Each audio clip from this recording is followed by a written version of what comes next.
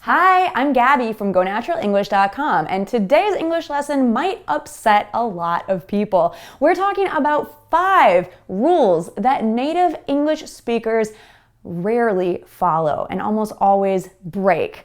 So I want to know what you think. Is it okay to break the grammar rules if no one else is following them? Here's the problem. I know a lot of you learn the correct way of speaking English, the correct grammar rules in your English textbook or in your English class, and then when you get out into the real world and you listen to native English speakers, or you actually try to engage in a conversation yourself, you get stuck because what you hear is not the same as what you learned in your English class. And your English teacher might use English completely correctly, but it's not the most common way that people speak sometimes. So let me know what you think about this. And what about in your native language? Are there certain rules that many people break? Maybe they're incorrect, but it's more common for people to speak in an incorrect way. Let me know what those rules are that people are breaking. I'm very curious.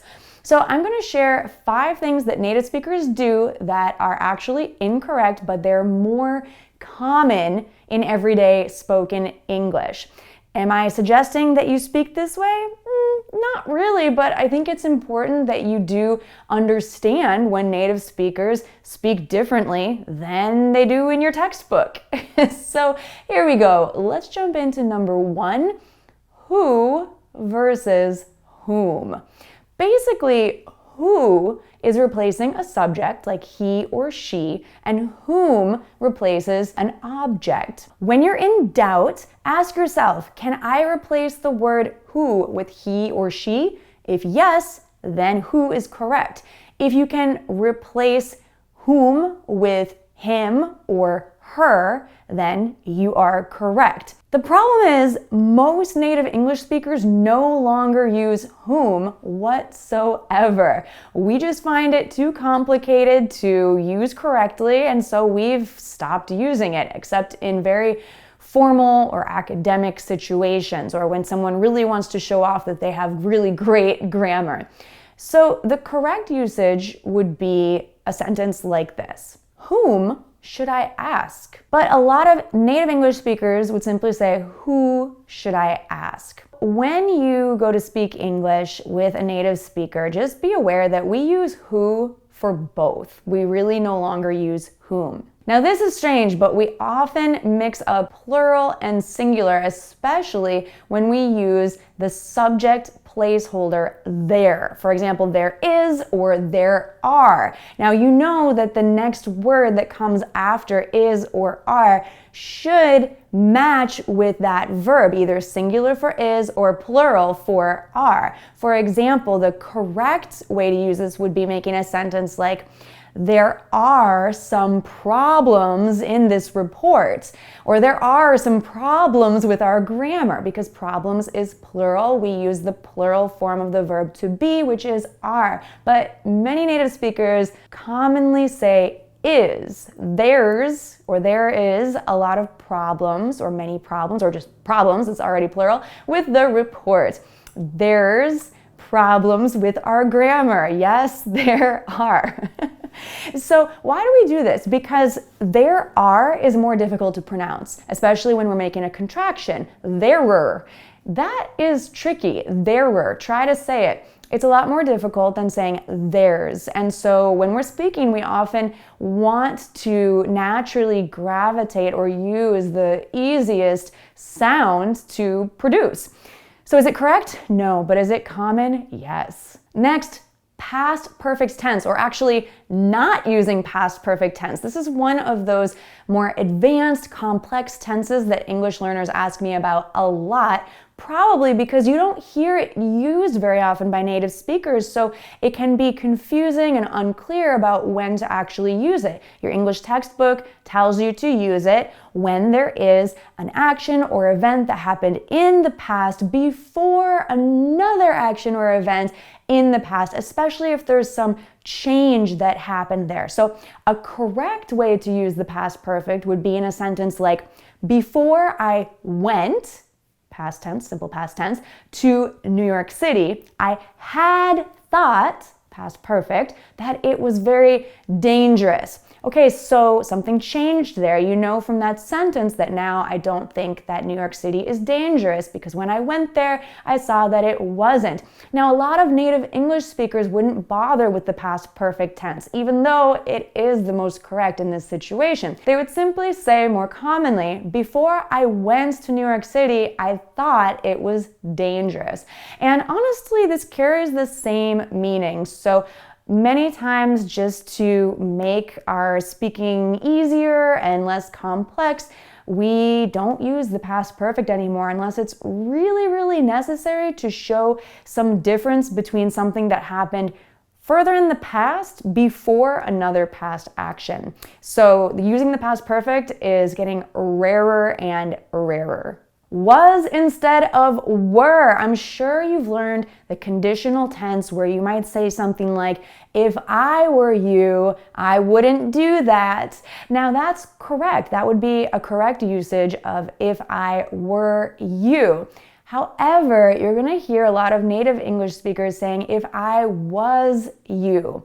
Why do we do this? Well, I'm going to tell you, not all native English speakers really follow all the grammar rules, and I'm sure that's becoming clearer and clearer through this lesson. Now, what is commonly acceptable is saying, if I was you, I wouldn't do that, or if I was you, I wouldn't go there. But it's not correct. So if you want to speak English more correctly, continue to say, if I were you, I wouldn't do that, or I wouldn't go there. If I were you, I wouldn't say, if I was you. Now, sometimes we mix up the singular and the plural with subjects like he, she, or they.